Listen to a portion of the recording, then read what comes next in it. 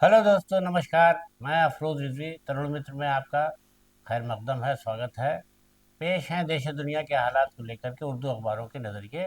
उर्दू अखबारों ने अभी हाल ही में पाकिस्तान में एक मस्जिद में बहुत बड़े धमाके को लेकर के आतंकवादी गतिविधियों पर पाकिस्तान को लेकर काफ़ी चर्चा की है। इसमें कहा गया है कि संयुक्त राष्ट्र सुरक्षा परिषद की तरफ से ये इशारा दिया गया है। उसकी एक रिपोर्ट आई है जिसमें उसने ये कहा है कि अफगानिस्तान में दाइश जैसे खतरनाक आतंकवादी संगठनों का वहाँ पर जमावड़ा है और बाकायदा वहाँ से उनका पूरा नेटवर्क चल रहा है, जो पड़ोस के ज़िले में भी अपनी गतिविधियों को लगातार बढ़ा रहे हैं। पड़ोस के ज़िले मुल्क से मतलब उनके पाकिस्तान का इशारा था कि पाकिस्तान में दाइश की जो है सक्रियता बढ़ती जा रही है। और अभी हाल में जो वाक़या हुआ है जिसमें 33 लोग मारे गए और 150 के लगभग उसमें ज़ख्मी हुए हैं मस्जिद खजीर कुबरा में, तो उसको लेकर के ये दाइश ने भी जिम्मेदारी ली है कि इस घटना के पीछे उसका हाथ है। तो अब ये कहा जा रहा है कि जिस तरीके से पाकिस्तान सरकार इतनी लचर और कमज़ोर होती जा रही है आतंकवादियों के आगे, तो वहाँ पर अगर इस तरह से आतंकी आतंकी संगठन सक्रिय रहे तो पूरे दुनिया के लिए खतरा बनेंगे और इनके नेटवर्क को ख़त्म किया जाना ज़रूरी है। भारत ने इस सिलसिले में बहुत पहले ही आवाज़ उठाई थी कि पाकिस्तान को आतंकवादी देश घोषित किया जाना चाहिए, मगर इस बारे में भी संयुक्त राष्ट्र में बात तो उठी थी, लेकिन कुछ देशों ने इस पर जो है वोट देने से अब इनकार कर दिया था, कतरा गए थे, जैसे चीन वगैरह थे इसमें। तो ये बात सामने नहीं आ पाई थी, लेकिन अब इस पर संयुक्त राष्ट्र ने बहुत गहरी चिंता जताई है और पाकिस्तान सरकार से कहा है कि वो इस सिलसिले में सख्त कार्रवाई करे और इन पर नियंत्रण करने की हर संभव कोशिश करे।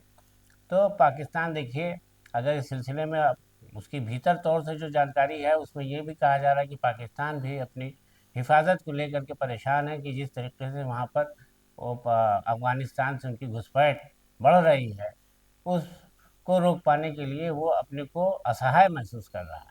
तो बहरहाल अब पूरे देखने लायक ये होगा कि इसमें पाकिस्तान क्या कदम उठाता है।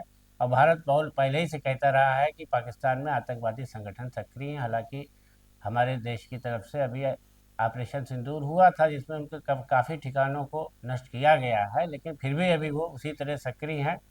तो आतंकवादी संगठनों के खात्मे के लिए अब संयुक्त राष्ट्र की चिंता बढ़ गई। उर्दू अखबारों ने इसके साथ ही मणिपुर में बढ़ती हिंसा को लेकर भी काफ़ी चर्चा की है और कहा है कि यहाँ भी आतंकी संगठन जिन्हें कि चीन से कहीं न कहीं पुष्टपनाही यानी उनको संरक्षण मिल रहा है, पैसा मिल रहा है, गोला मिल रहा है, बारूद, हथियार सब मिल रहे हैं। तो इस पर जो है अब अगर नहीं रोक लगाई गई तो बड़ा मुश्किल हो जाएगा, क्योंकि अभी हाल ही में मणिपुर में एक वाक़या हुआ है जिसमें कई घरों में आग लगा दी गई, गोलियां चली हैं और इससे पहले भी बहुत लगभग मणिपुर सालों से जल रहा है और वहाँ पर अभी तक सरकार ने कोई ऐसा कारगर कदम नहीं उठाया है जिससे वहाँ गुटों में जो संघर्ष चल रहा है, यहाँ तक कि पुलिस और उसमें भी चल रहा है, पुलिस को भी लोग मार रहे हैं।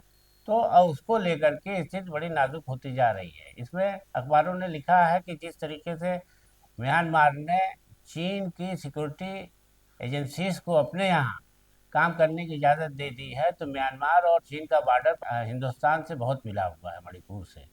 तो अब वहाँ पर जो उनकी घुसपैठ बढ़ गई है, ये कहा जा रहा है कि इनकी सिक्योरिटी के जो गार्ड्स हैं उनके ज़रिए अवैध हथियार और गोला बारूद मुहैया कराए जा रहे हैं और जो मणिपुर के बागी गुट हैं वो उनको पूरी तरीके से चीन में कहीं ना कहीं पनाह मिली हुई है और वहीं से उनको फंडिंग भी हो रही है। तो ये देश के लिए बहुत चिंता बढ़ाने वाली बात है और इसमें भारत सरकार को कोई ठोस कदम उठाना पड़ेगा, नहीं तो मणिपुर इसी तरीके से जलता रहेगा। हालांकि सियासी हलकों में यह कहा जा रहा है कि सरकार चाहे तो आज सब कंट्रोल हो सकता है, लेकिन वोट की राजनीति ने सब बिखेर दिया है। भारतीय जनता पार्टी चाहती है कि उसका वोट बैंक ना खराब हो, इसलिए मणिपुर में वो कोई ऐसा कदम नहीं उठाना चाहती, क्योंकि वहाँ उसके वोटर ज़्यादा हैं। जिस वोटर लोगों से उनको वोट मिलता है उनके लिए वो ऐसा कोई कदम नहीं उठाना चाहती जिससे उसकी सरकार वहाँ पर गिर जाए। तो बहरहाल अब यह कि वोट की राजनीति से देश में मणिपुर जो जल रहा है, देखिए उसका क्या सरकार उसके बारे में क्या फैसला करते है। अपोजिशन लगातार इस बारे में सत्ता पक्ष को घेरता रहा है, लेकिन अभी तक कुछ कारगर कदम नहीं उठाया गया है। इसके अलावा भी देश के भीतर बस किसान और मजदूरों की जो देशव्यापी हड़ताल हुई है उससे मजदूरों की तरफ से अपनी ताकत का जो प्रदर्शन किया गया है उसको लेकर भी अखबारों ने काफ़ी तफसील से चर्चा की। इसमें अखबारों ने लिखा है कि जिस तरह से किसान और मजदूर अपनी समस्याओं को लेकर, अपनी मांगों को लेकर परेशान है और सरकार उस पर फिलहाल कोई ध्यान नहीं दे रही है और उन्हें हड़ताल जैसे रास्ता अपनाना पड़ रहा है, हड़ताल करने के लिए मजबूर होना पड़ रहा है, तो वो देश के लिए दुखद है। आज सरकार देश में चौतरफा विकास और हर क्षेत्र में खुशी और तरक्की का दावा कर रही है, लेकिन अगर देश में किसान और मजदूर परेशान रहे तो इसे विकास के दावे कहीं भी सच्चे साबित नहीं हो सकते। तो अखबारों ने इस पर ये लिखा है कि अखबार कहते हैं कि सरकार को चाहिए कि वो किसान और मजदूरों की जो बुनियादी समस्याएं हैं उसको हल करे ताकि वो खुश रहें। अगर ये तबका खुश नहीं रहा तो देश में पूरी तरह से खुशहाली मुमकिन नहीं है। तो अब इस हड़ताल के ज़रिए जो संदेश सरकार को दिया है उस पर सरकार को गौर करना चाहिए। इसी सिलसिले में अखबारों ने राहुल गांधी को लेकर के काफ़ी चर्चा की है। राहुल गांधी के खिलाफ कल किरण रिजिजू ने ये साफ तौर पर कहा था कि प्रधानमंत्री के खिलाफ जो आरोप लगाए हैं राहुल गांधी ने, उसका कोई भी सबूत उन्होंने अभी तक पेश नहीं किया है। तो इस तरीके से वो सदन को गुमराह करते हैं और प्रधानमंत्री के खिलाफ तमाम उल्टे सीधे आरोप लगाते हैं और जब विदेश जाते हैं तो वहाँ भी भारत की छवि को धूमिल करते हैं। तो उनके खिलाफ हम सदन में अविश्वास प्रस्ताव लाएंगे। लेकिन अब ये अविश्वास प्रस्ताव की बात अचानक वापस ले ली है बीजेपी ने। भाजपा का कहना है कि नहीं नहीं, अब वहाँ के एक नेता ने उनके दल के, उन्होंने अब ये कहा है, ऐलान किया है कि हम कांग्रेस नेता राहुल गांधी जो विपक्ष के नेता हैं सदन में, उनके खिलाफ उनको एक शिकायत देंगे लोकसभा स्पीकर को, जिसमें उनको हटाए जाने की मांग की जाएगी कि ये देशद्रोही है और इनको सदन से निकाल दिया जाए, इनकी सदस्यता खत्म कर दी जाए।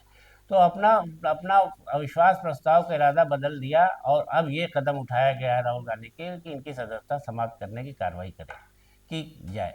तो अब इसमें जो है ये कहा जा रहा है कि अचानक बीजेपी ने अपने ये कदम वापस क्यों पीछे खींचा, क्योंकि इसमें जो राहुल गांधी नरवणे की किताब को लेकर के देशद्रोही और वो वफादारी का इल्ज़ाम कांग्रेस पर लगा रही थी बीजेपी, तो वो ले करके राहुल गांधी ये साबित करना चाहते थे नरवणे किताब से कि देश में कौन वफादार है। जब नरवणे ने ये बताया है कि चीन के टैंक भारत सेना में घुस रहे थे, भारत की सीमा में घुस रहे थे, तो उस वक्त उन्होंने सेना के जिम्मेदारों सभी से सलाह मांगी थी कि क्या करना चाहिए, तो उन्हें कोई समय पर जवाब नहीं दिया गया था। 2-2 घंटे तक उनका इंतज़ार करना पड़ा था और जवाब भी ये आया था कि जो तुम्हारी समझ में आए कर लो। तो अब ये बताइए कि देश चलाने वाले वफादार हैं या हम गद्दार हैं, कौन इसमें गद्दार है? तो ये वो बात पूरी कह नहीं पाए थे कि सदन में हंगामा हो गया। तो अब ये कि उनके खिलाफ ये हटाए जाने की कार्य, इसी तरह एपस्टीन फाइल में भी कुछ लीडर्स के नाम आए हैं, हरदीप पुरी और कांग्रेस के कुछ और, अरे सत्ता पक्ष के कुछ और नेताओं के। तो ये बात आई है कि अविश्वास प्रस्ताव में ये अगर ये सारे साक्ष्य पेश करेंगे तो कहीं बीजेपी की और न किरकिरी हो जाए, क्योंकि एमजे अकबर पर एक आरोप लगा था, तब वो भाजपा के मंत्री थे, तो उन्हें हटा दिया गया था। यही आरोप लगा था किसी महिला ने, उनको हटाना पड़ा था। अब हरदीप पुरी के मामले में अभी तक बीजेपी की सरकार खामोश है, उनको नहीं निकाला गया है और इसको लेकर चर्चा की जा रही है कि क्या इनको हटाया गया है। तो अब ये लगेगा कि अभी तक भ्रष्टाचार और अब ये चरित्र हनन के मामले में 2 मंत्री हटाए जाएंगे तो बीजेपी की बहुत ज़्यादा किरकिरी होगी। तो इस ये सारी बातें ओपन ना हो, इसलिए अविश्वास प्रस्ताव को वापस ले लिया है। तो दोस्तों अब चर्चा को यहीं विराम देते हैं और आज के लिए इतना ही। और तरुण मित्र के साथ बने रहिए। नमस्कार।